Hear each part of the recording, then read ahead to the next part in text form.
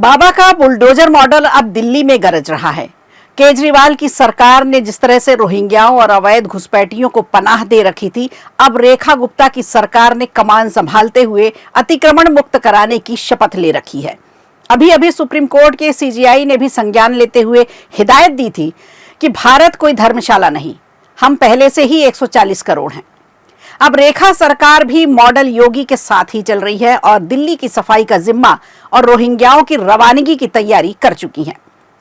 अवैध घुसपैठियों की अब यहां खैर नहीं। दिल्ली एनसीआर में रोहिंग्या और अवैध बांग्लादेशियों की मुस्लिम आबादी इतनी तेजी से बढ़ी है कि जिससे देश की सुरक्षा पर अब खतरा मंडराने लगा है। दिल्ली में यह समस्या दिन पर दिन गंभीर होती जा रही है। आप सरकार की रहनुमाई में ये इतनी बड़ी संख्या में आ चुके हैं कि पुलिस, प्रशासन और कई एजेंसियां इन पर अंकुश नहीं लगा पा रही। आपको बता दें, राष्ट्रीय राजधानी दिल्ली में कोरोना काल के बाद से ही रोहिंग्याओं के खिलाफ सख्त कार्रवाई नहीं की गई थी।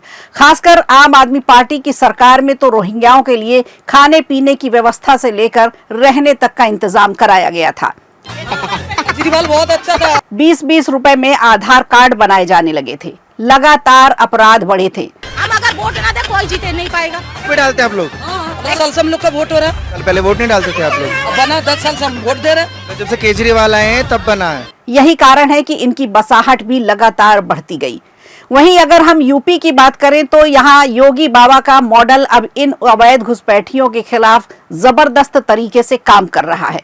कई जानकारों का कहना है कि अगर दिल्ली से रोहिंग्याओं को समय रहते हटाया जाता तो यमुना का पूरा खादर क्षेत्र अब तक खाली हो चुका होता, झुग्गी बस्तियां खत्म हो गई होती और अपराध का ग्राफ भी बहुत कम हो गया होता। लेकिन एक पार्टी की राजनीतिक शरण ने देश की सुरक्षा को ही दांव पर लगा दिया। दिल्ली वासी तो जरूर परेशान थे। खैर, देर आए दुरुस्त आए। अब रेखा सरकार के कार्यकाल में दिल्ली पर खास ध्यान दिया जा रहा है, जिसके चलते ही रेखा सरकार अवैध बांग्लादेशियों के अलावा अवैध कब्जे को भी हटाने की पूरी तैयारी कर रही है। आपको बता दें, इंदिरा गांधी इंटरनेशनल एयरपोर्ट के टर्मिनल 1D के पास जेसीबी एक्शन देखने को मिला है, जहां हजारों की संख्या में ये घुसपैठिए रह रहे थे। सरकारी और सेना की जमीनों पर कब्जा करके रखा था। अभी इस दौरान दिल्ली छावनी के मेहराम नगर क्षेत्र के लगभग 2 एकड़ डिफेंस लैंड को अतिक्रमण से मुक्त कराया गया है। रक्षा संपदा कार्यालय के दिल्ली सर्कल के नेतृत्व में इस संयुक्त अभियान को चलाया गया, जिसमें अधिकारियों को एक्शन की खुली छूट दी गई थी। ये तस्वीरें जो हम आपको दिखा रहे हैं, इन्हें ध्यान से देखिए। ये तस्वीरें मेहराम नगर क्षेत्र की ही है।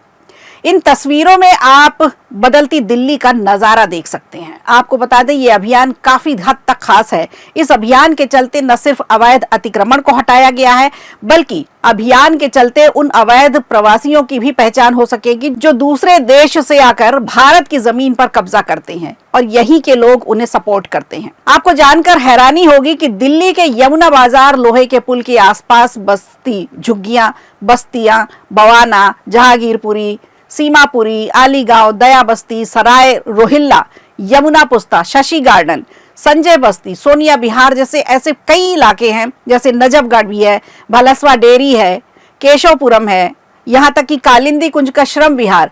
ये सारे के सारे इलाके रोहिंग्याओं से पटे पड़े थे, जहां भारी तादाद में रोहिंग्याओं के साथ साथ अवैध बांग्लादेशी भी रहते हैं। आइए अब हम आपको कुछ आंकड़े दिखाते हैं। साल 2003 में बांग्लादेशी सेल ने 50,000 घुसपैठियों को पकड़ा था। इसके बाद साल 2005 से लेकर साल 2010 के बीच 8,300 रोहिंग्या और बांग्लादेशी घुसपैठिए पकड़ाए गए थे।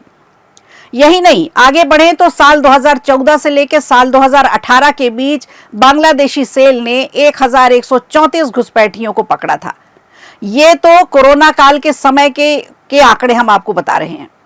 अब आपको बताते हैं, 24 जुलाई 2023 को एटीएस मेरठ की टीम ने थाना धौलाना पुलिस के साथ मिलकर एक बड़ी कार्रवाई की थी और गांव शेखपुर खिचरा में अवैध तरीके से रह रहे 16 रोहिंग्या मुसलमानों को गिरफ्तार किया था। वहीं 24 जुलाई 2023 की बात करें तो लोनी से एटीएस ने 4 और रोहिंग्याओं को पकड़ा था। चलिए इन सभी घटनाओं के पीछे का मकसद समझते हैं। दरअसल इन सभी अवैध शरणार्थियों की पहली प्रेफरेंस दिल्ली ही होती है। जाहिर सी बात है, दिल्ली भारत की राजधानी है और यहाँ पर लोगों की संख्या भी बहुत ज्यादा है। हर रोज ना जाने कितने लोग अलग अलग प्रांतों से दिल्ली रेलवे स्टेशन पर उतरते हैं। तो ऐसे में दिल्ली में ये सभी लोग आसानी से छिप जाते हैं और बची कुची कसर विपक्ष के कुछ नेता इन्हें रोटी कपड़ा मकान मुहैया करा के पूरी कर देते हैं। तो अब ये यहां से हटाए जा रहे हैं, ये अच्छी बात है, लेकिन सबसे बड़ा सवाल ये भी है कि ये इतने सारे लोग जाएंगे कहां? सरकार इस पर क्या कर रही है? क्या प्लान है इनके लिए सरकार का? क्या ये यहां से निकलकर दूसरे राज्यों में बसेंगे? ये भी बड़ी गंभीर समस्या है। रहेगी हमारी भी इसी पर नजर। आप अपने सुझाव भी साझा हमसे कर सकते हैं कमेंट बॉक्स में। वीडियो अच्छा लगा हो तो लाइक कीजिए, शेयर कीजिए और कमेंट बॉक्स में हमें जरूर बताइए।